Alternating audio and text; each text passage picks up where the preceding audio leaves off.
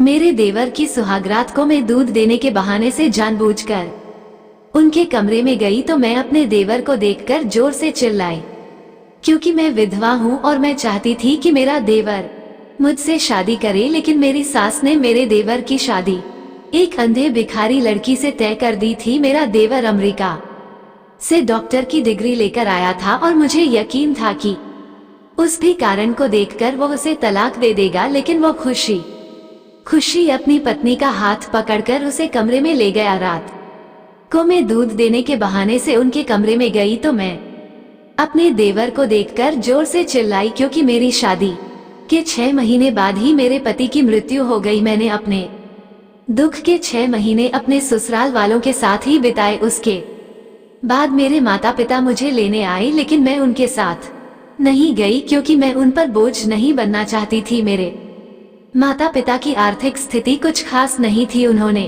बड़ी मुश्किल से मेरी शादी तय की। मेरे ससुर बहुत अच्छे थे। मेरी सास के 2 बेटे और 1 बेटी थी। मेरा देवर मेरे पति से 2 साल छोटा था। मेरे पति की मृत्यु के बाद मुझे लगा कि मेरी सास को मेरी शादी मेरे देवर से कर देनी चाहिए, इसलिए मैं उनका दिल जीतने की भरपूर कोशिश कर रही थी। मैं घर का काम खुद ही करती थी और रात को सोने से पहले अपनी सास के पैर दबाती थी। मैं अपनी सास के बहुत सेवा कर रही थी, क्योंकि मैंने सोचा था कि उन्हें एक बार फिर मुझे अपनी बहू बनाकर इस घर में लाना चाहिए। मेरी शादीशुदा नंद हमारे घर बहुत कम आती थी, क्योंकि मेरी सास ने उनकी शादी बहुत अमीर घर में करवाई थी, इसलिए उन्हें हमारे घर आना ज्यादा पसंद नहीं था।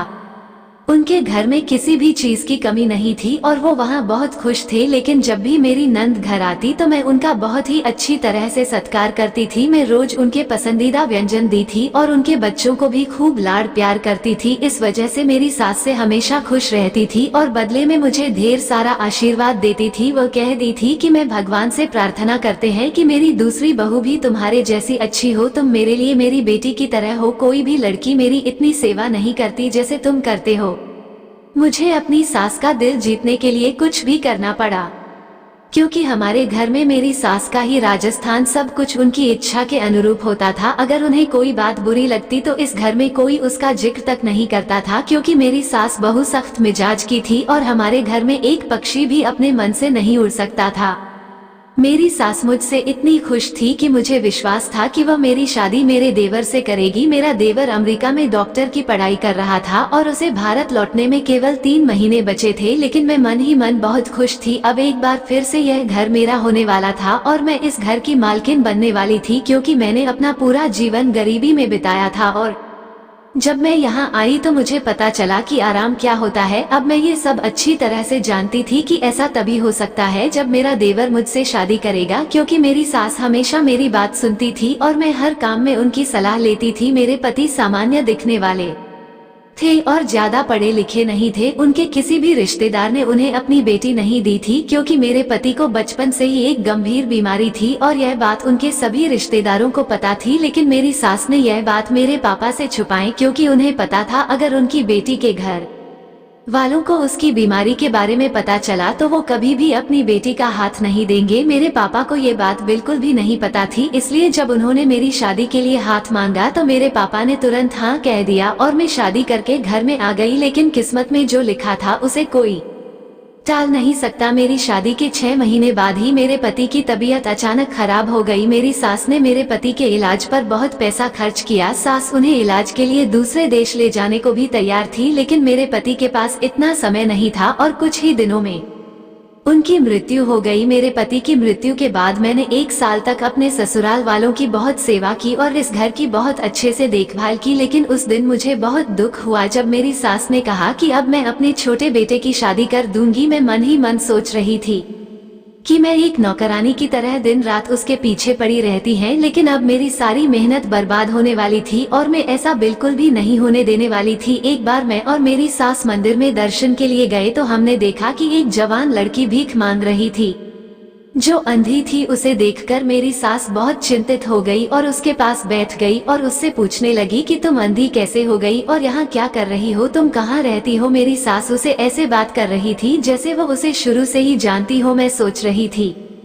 थी कि मेरी सास एक भिखारी के पास कैसे बैठी थी और वो उन्हें कैसे जानती थी। वो भिखारी लड़की से माफी मांग रही थी और उसे अपने साथ चलने के लिए कह रही थी भी, कारण मेरी सास को ये कह रही थी कि आप मैं उसके साथ बिल्कुल नहीं आऊंगी, मेरे साथ जो कुछ भी हुआ है वो आपकी वजह से हुआ है और इसके लिए मैं आपको कभी माफ नहीं करूंगी। सांस रोककर उससे माफी मांग रही थी और कह रही थी कि अब तू जो चाहेगी वही होगा, अब तेरी हर इच्छा पूरी होगी, तो बस मेरे साथ चल। और मेरी सास उस अंधे भिखारी को अपने साथ घर पर ले आए। जब मैंने अपनी सास से सवाल पूछा, आप इस अंधे भिखारी को अपने साथ घर क्यों ले आई हो और यह कौन है, उस पर मेरी सास ने मुझे सिर्फ इतना बताया कि मैं उसकी शादी अपने बेटे राहुल के साथ करने जा रही हूँ। मेरी सास ने ये कहा तो मेरे पैरों तले से जमीन खिसक गई, क्योंकि मैंने जो भी सपना देखा था वह सब बिखरता हुआ नजर आ रहा था। इतना कहने के बाद उन्होंने आगे कहा कि अब मुझसे इसके बारे में दोबारा कोई नहीं पूछेगा। मैं अपनी सास की इन सभी बातों से हैरान थी। वह अपने डॉक्टर बेटे की शादी उस भिखारी लड़की से कैसे कर सकती थी। मैं अच्छी तरह से जानती थी कि मेरा देवर उस भिखारी को देखते ही उसका गला दबा देगा, क्योंकि वह अमेरिका में पढ़ रहा था और उसकी रुचि कुछ विशेष करने में थी। वे एक अंधे भिखारी लड़की से शादी कैसे करेंगे। मैं अपनी सास के व्यवहार से आश्चर्यचकित थी। कुछ ही दिनों में मेरा देवर भारत लौट आया और मेरी सास ने उसकी शादी की तैयारियां शुरू कर दी। मेरी सास ने मेरे देवर को शादी के बारे में बताया था, लेकिन उसने यह नहीं बताया था कि जिस लड़की को उसने उसके लिए चुना है वो अंधी थी। मैंने अपने देवर को ये बताने की बहुत कोशिश की कि तुम्हारी माँ ने तुम्हारे लिए एक अंधी भिखारिन चुनी है, लेकिन मेरी सास ने मुझे भी मना किया कि राहुल को पता नहीं चलना चाहिए कि वो किससे शादी कर रहा है। जब शादी का समय हुआ तो लड़की को देखकर मेरा देवर बहुत खुश हुआ, लेकिन मैं ये देखकर हैरान रह गई, एक अंधी लड़की को देखकर मेरा देवर इतना खुश क्यों हुआ। मेरी चिंता बढ़ती जा रही थी, मुझे कुछ समझ नहीं आ रहा था। मेरे देवर ने अंधी लड़की से शादी कर ली और मेरे सामने ही अपनी पत्नी का हाथ पकड़कर कमरे में ले गए, लेकिन मेरे सारे सपने चकनाचूर हो गए। मेरी सास ने मुझसे कहा कि तुम्हें मेरे देवर देवरानी की सारी जिम्मेदारियां निभानी होंगी, क्योंकि वो अंधी हैं और कुछ देख नहीं सकते, इसलिए उनके खाने पीने से लेकर हर चीज की जिम्मेदारी मेरी है और मैं इसे बिल्कुल भी बर्दाश्त नहीं कर सकी। पहले मैंने इस घर में अपनी सास के बहुत सेवा की थी और अब मेरी छोटी देवरानी की सेवा करने का समय आ गया था। मैंने हिम्मत करके अपनी सास से इस बारे में बात करने का फैसला किया और उसके कमरे में चली गई। मैंने अपनी सास से कहा, आपने मेरे बारे में क्या सोचा है? आप मुझे कब तक नौकरानी की तरह रखोगे? पहले तो सिर्फ आप थी और अब आपने मेरे सिर पर एक अंधी लड़की बढ़ा दी है। आप मेरे पति की माँ हो तो मैंने पूरे मन से आपकी सेवा की थी, लेकिन मैं उस अंधे भिखारी की सेवा नहीं कर सकते। मेरी सास ने कहा, तुम मेरे पास आओ और मैं तुम्हें बताऊंगी कि वो वास्तव में कौन है। मुझे अपनी सास के साथ कुछ अच्छा नहीं लग रहा था। मेरा दिल उनके साथ बैठने को तैयार नहीं हो रहा था। मैं अभी इस घर को छोड़कर चले जाना चाहती थी। मैं अपने सभी योजनाओं में विफल हो चुकी थी और मैं उनसे कुछ भी सुनना नहीं चाहती थी, लेकिन मैं ऐसा नहीं कर सके। मुझे न चाहते हैं हुए भी अपनी सास के पास बैठना पड़ा। मेरी सास कहने लगी, यह तब की बात है जब राहुल अमेरिका नहीं गया था। उसने मुझे बताया था कि वह हमारी गली में रहने वाली नीतू से प्यार करता है और वो दोनों एक दूसरे से बहुत प्यार करते थे। राहुल हमेशा मुझसे यही कहता कि तुम्हें उस लड़की के घर जाकर शादी के लिए उसका हाथ मांगना चाहिए, जाओ। लेकिन मुझे राहुल की कहानी बिल्कुल पसंद नहीं आई, क्योंकि वो लोग बहुत गरीब थे और मैं चाहती थी कि राहुल की शादी किसी बहुत बड़े अमीर घर में हो। राहुल ने मुझे बहुत समझाया कि पैसों का इंसान की खुशी से कोई लेना देना नहीं है, लेकिन मुझे ये बात समझ नहीं आई। मैं लड़की के माता पिता के घर गए और उनसे कहा कि आप अपनी बेटी को समझाइए कि उसको मेरे बेटे से दूर रहना चाहिए, नहीं तो तुम्हारे साथ अच्छा नहीं होगा। मैं आप जैसे लोगों को अच्छी तरह से जानती हूँ। आपकी बेटी की नजर में बेटे के पैसों पर हैं, इसलिए आपकी बेटी ने मेरे बेटे को प्यार के जाल में फंसाया है। आप जैसा सोचेंगे मैं वैसा बिल्कुल भी नहीं होने दूंगी। लड़की की माँ रोते हुए मुझसे कह रही थी कि हमने अपनी बेटी को ऐसा कुछ नहीं सिखाया। हम लोग गरीब जरूर हैं लेकिन इज्जतदार हैं। अगर आप यहाँ आकर ऐसा बोलेंगे तो समाज में हमारा नाम खराब होगा। प्लीज यहाँ से चले जाओ। नीतू की माँ ने कहा था कि इसके बाद में नीतू को कभी भी तुम्हारे बेटे से नहीं मिलने दूंगी। जब वो उनके घर से अपने घर लौट रहे थे तो उसके घर के बाहर बहुत से लोग जमा हो गए थे और सभी लोगों को इसके बारे में पता चल गया था। नीतू की माँ की गर्दन शर्म से झुक गई थी, वह खूब रो रही थी। जब मैं घर आई तो मैंने राहुल से बिल्कुल भी बात नहीं की। मैंने उसे डिनर पर बुलाया तो उसने उसके लिए भी मना कर दिया। बहन नीतू का किया हुआ अपमान बिल्कुल भी बर्दाश्त नहीं कर पाया।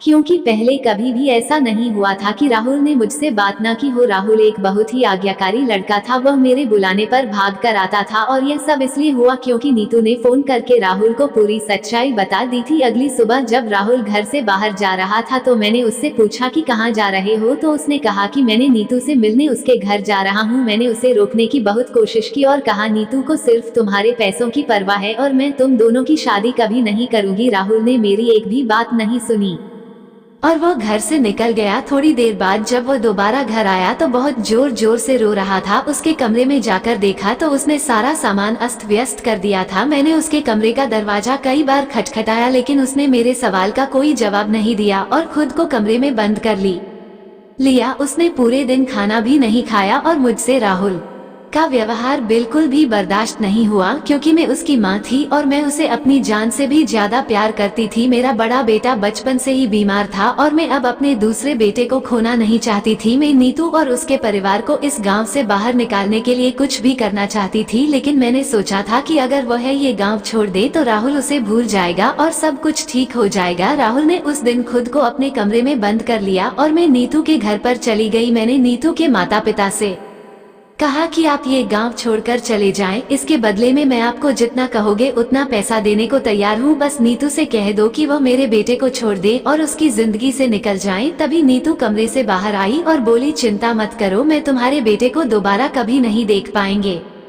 वे आज भी वो मुझसे मिलने आया था और मैंने उसे फिर वापस भेज दिया। मैंने उसे हमेशा के लिए सारे रिश्ते खत्म कर लिए हैं और हमें आपके पैसे नहीं चाहिए। हम पहले ही यह गांव छोड़कर जाने का फैसला कर चुके हैं। आप अपने बेटे को समझाएं कि वो हमारा पीछा न करे। आपका बेटा मेरे पीछे पड़ा है। वो हमेशा मुझसे कहता था कि अगर मैं शादी करूंगा तो सिर्फ तुमसे ही, लेकिन मैंने उससे कहा कि मैं तुमसे कभी शादी नहीं करूंगी क्योंकि मैं जानती थी कि आप ऐसा कभी नहीं होने दोगे, क्योंकि आपको अपने बच्चे की खुशी से ज्यादा अपना पैसा और मिलने वाली विलासिता अति प्यारी है। आपको आपके बेटे की खुशी की परवाह नहीं है और आपका बेटा हमेशा मुझसे कहता था कि अपनी माँ को समझाना मेरी जिम्मेदारी है, उसकी चिंता मत करो, वो मेरी माँ है और वो ये बात जरूर समझेंगे कि मुझे किस बात से खुशी मिलती है। नीतू ने कहा, मुझे लगता है कि यह सब राहुल की गलतफहमी थी कि उसकी माँ को सिर्फ अपने बेटे की खुशी पसंद है। उस वक्त मैंने नीतू से कहा, तूने मुझे कुछ भी समझाने की जरूरत नहीं है और जितनी जल्दी हो सके ये शहर छोड़ दो। जब मैं घर आए तो राहुल की तबीयत खराब थी और वो रो रहा था। मैंने सोचा कुछ दिन तक ये सब चलता रहेगा और फिर वो नीतू के बारे में भूल जाएगा, लेकिन कुछ नहीं हुआ। राहुल की तबीयत दिन पर दिन गिरती जा रही थी। उसने खाना पीना सब कुछ छोड़ दिया था। एक दिन वो बेहोश होकर गिर पड़ा और केवल नीतू का नाम ले रहा था। मुझे एहसास हुआ कि अगर मैं नीतू की शादी राहुल से करा दे दी तो बेहतर होता, कम से कम मेरे बेटे की यह हालत तो नहीं होती। उस दिन राहुल अस्पताल में भर्ती था। जब उसे होश आया तो वो रोते हुए कह रहा था, माँ मैं नीतू के पास जाना चाहता है, कुछ भी करो लेकिन एक बार उससे मिलने दो। वो मुझसे नहीं मिलना चाहती। मैं एक बार उससे मिलने भी गया लेकिन उसने मुझसे सारे रिश्ते तोड़ दिए। वो मुझसे मिलने से इनकार कर रही थी। राहुल नहीं जानता था कि मैंने उसे इस गांव से बाहर निकाल दिया है। राहुल उसी दिन कह रहा था कि जिस दिन वो नीतू से मिलने गया था और उसी रात हुए शहर छोड़कर चले गए थे। मैंने राहुल को समझाया, पहले तुम ठीक हो जाओ, तुम्हारे ठीक हो जाने के बाद मैं तुरंत नीतू के घर जाकर शादी के लिए उसका हाथ मांग लूंगी। मैं तुमसे वादा करती है कि मैं तुम्हारी शादी तुमसे से ही करवा दूंगी। राहुल मेरी बात सुनकर बहुत खुश हो गया और कुछ ही दिनों में वो बिल्कुल ठीक हो गया। जब हम दोबारा घर आए तो राहुल ने तो से मिलने उसके घर गया, लेकिन जब वो घर आया तो बहुत परेशान था। राहुल ने मुझे कहा कि माँ अब आप नीतू के साथ मेरी शादी करने के लिए तैयार थी। मुझे नहीं पता कि नीतू और उसका परिवार यह गांव छोड़कर कहाँ चले गए। उसका नंबर भी बंद है। अब मैं उन्हें कहाँ ढूंढूंगा। मैंने इलाके के सभी लोगों से पूछा लेकिन किसी को नहीं पता है कि वो कहाँ गए। मुझे नहीं पता था कि वो लोग वास्तव में कहाँ गए थे। उसके बाद लगभग 6 महीने तक राहुल ने नीतू को खोजा लेकिन वो कहीं नहीं मिली। राहुल को यकीन हो गया कि अवनीत उसे दोबारा कभी नहीं मिल पाएगा। राहुल ने फैसला कर लिया था कि वो देश छोड़कर चला जाएगा और कभी वापस नहीं आएगा। राहुल का फैसला सुनकर मैं बहुत परेशान हो गई और मुझे अपने व्यवहार पर ही पछतावा हो रहा था कि मैंने ऐसा क्यों किया। अगर मैंने राहुल की शादी नीतू से करवा दी होती तो कम से कम मेरा बेटा मेरी आंखों के सामने रहता और वो कभी ये देश छोड़कर नहीं जानता। मैंने राहुल को समझाने और रोकने की बहुत कोशिश की, लेकिन वह मेरी बात से सहमत नहीं हुआ। उसने मुझसे कहा, मैं नीतू के बिना यहाँ बिल्कुल भी नहीं रह सकता और यहाँ रहकर मुझे हमेशा नीतू की याद आएगी। मेरे लिए अब जीना बहुत मुश्किल हो गया था। राहुल बहुत रो रहा था और मुझे अपने व्यवहार पर पछतावा हो रहा था। मैंने अपनी जिद के आगे अपने बेटे की जिंदगी बर्बाद कर दी थी। अगर राहुल की शादी मैंने नीतू से करा दी होती तो आज वो कितना खुश होता। अपने बेटे की इस हालत के लिए मैं खुद को दोषी मान रही थी। मेरी वजह से ही उसकी आंखों में बहुत आंसू आए। इसके बाद राहुल अमेरिका चला गया और मैं नीतू को ढूंढने लगी। मैंने नीतू के सभी रिश्तेदारों से कह दिया था कि अगर नीतू कहीं मिले तो मुझे बताना, लेकिन हैरानी की बात ये थी कि उन लोगों को भी पता नहीं था कि नीतू के घर के लोग कहाँ गए हैं। मैं रोज मंडी जाती थी और भगवान से प्रार्थना करती कि नीतू जल्द से जल्द मुझे मिल जाए ताकि मैं अपने बेटे की खुशियाँ वापस लौटा सकूं। भगवान ने मेरी प्रार्थना सुन ली और नीतू भी हमें मंदिर के बाहर मिल गई। मैं बहुत खुश हुई और उसे अपने घर ले आए। नीतू ने मुझे बताया था कि जिस रात वे शहर छोड़ रहे थे उसी रात उनके साथ एक भयानक दुर्घटना हुई थी जिसमें उसके माता पिता की मृत्यु हो गई थी और नीतू की दृष्टि चली गई थी। मैं उसकी यह बात सुनकर बहुत रोई क्योंकि उसके साथ ये सब मेरी वजह से हुआ था। यदि मैंने उसे ये गांव छोड़ने के लिए न कहा होता तो इतना बड़ा हादसा न होता। इसलिए मैंने फैसला किया कि अब मैं नीतू की शादी राहुल से करूंगी। और जब राहुल विदेशी घर आया तो नीतू को देखकर बहुत खुश हुआ। राहुल को खुश देखकर मेरी चिंता भी दूर हो गई। मैं अपने जीवन में एक पल के लिए संतुष्ट नहीं थी। मेरे लिए मेरे बच्चे की खुशी पैसों से ज्यादा महत्वपूर्ण थी। यह सब बताते हुए मेरी सास की आंखों से आंसू बह रहे थे। उसने मुझसे कहा, बहू मुझे पता है तुम्हारे मन में क्या है। मैं कभी वो नहीं कर सके जो तुम चाहती हो कि मैं मजबूर थी। तुम मेरी बेटी हो और तुमने मेरी जो सेवा की है उसका फल ईश्वर तुम्हें जरूर देगा। अगर तुम चाहो तो मैं तुम्हारे लिए एक अच्छा लड़का ढूंढ लेंगे और तुम्हारी शादी एक अमीर घर में कर दूंगी। लेकिन राहुल की खुशी केवल नीतू में थी। वो तुम्हारे साथ कभी भी खुश नहीं रह सकता था। मैं संपत्ति को 2 हिस्सों में बांट दूंगी। एक हिस्सा तुम्हारा होगा और दूसरा हिस्सा राहुल का होगा। और फिर यदि तुम्हें अपने जीवन के बारे में कोई और निर्णय लेना हो तो मैं तुम्हारे साथ हूँ। मुझे अपनी सास को ये कहते हुए सुनकर बहुत दुख हुआ कि मैं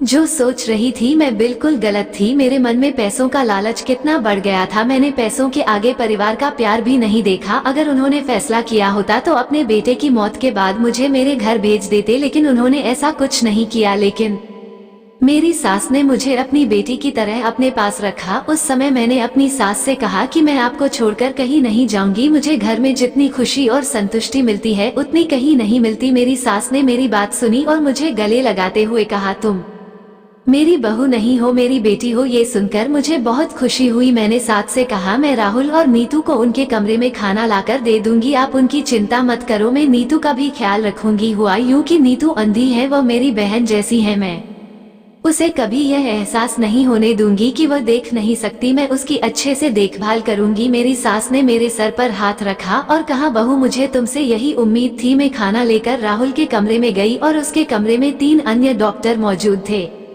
और राहुल उनसे केवल नीतू के बारे में बात कर रहा था। वो डॉक्टर से कह रहा था, यह नीतू है, वो लड़की जिसके बारे में मैं हमेशा तुमसे बात करता था, पर मैं उससे बहुत प्यार करता हूँ और मैं भगवान का शुक्रिया अदा करता हूँ कि मुझे मेरा प्यार दोबारा मिल गया। राहुल के दोस्त भी नीतू की खूब तारीफ कर रहे थे और वह इसकी हकदार थी। नीतू वाकई बहुत खूबसूरत लग रही थी। राहुल के दोस्त ने कहा, चलो नीतू को अमेरिका ले जाकर उसका ऑपरेशन करवाएंगे, जल्द ही उसकी आंखों की रोशनी वापस आ जाएगी। नीतू की आंखों की रोशनी एक बार फिर से वापस आ जाएगी और हम दोनों इस घर में बहनों की तरह खुशी से रहेंगे। ये सोचकर मुझे बहुत खुशी हो रही थी क्योंकि मैंने भी अब दूसरी शादी न करने का फैसला कर लिया था, क्योंकि मैं अब मेरी सास को ही अपनी माँ मानती थी और उनकी सेवा करना मुझे बहुत अच्छा लगता था।